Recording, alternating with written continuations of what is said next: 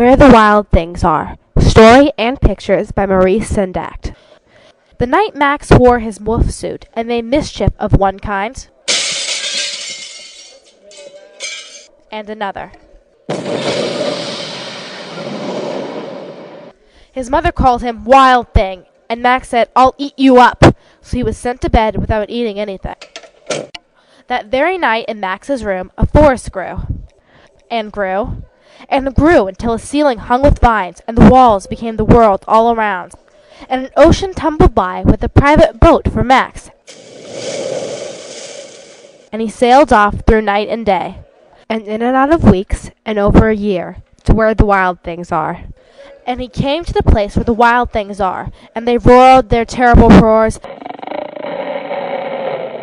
and gnashed their terrible teeth, and rolled their terrible eyes, and showed their terrible claws. Till Max said, "Be still," and tamed them with the magic trick of staring into their yellow eyes without blinking once. And they were frightened, and called him the most wild thing of all, and made him king of all wild things.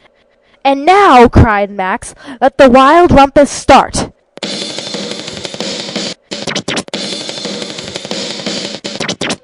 "Now stop," Max said, and sent the wild things off to bed without their supper. And Max, the king of all wild things, was lonely, and wanted to be where someone loved him best of all. Then all around, from far away across the world, he smelled good things to eat. Food. So he gave up being the king of where the wild things are. But then the wild things cried, "Oh, please don't go. We'll eat you up. We love you so." And Max said, "No." The wild things roared their terrible roars, and gnashed their terrible teeth, and rolled their terrible eyes, and showed their terrible claws. But Max stepped into his private boat and waved goodbye,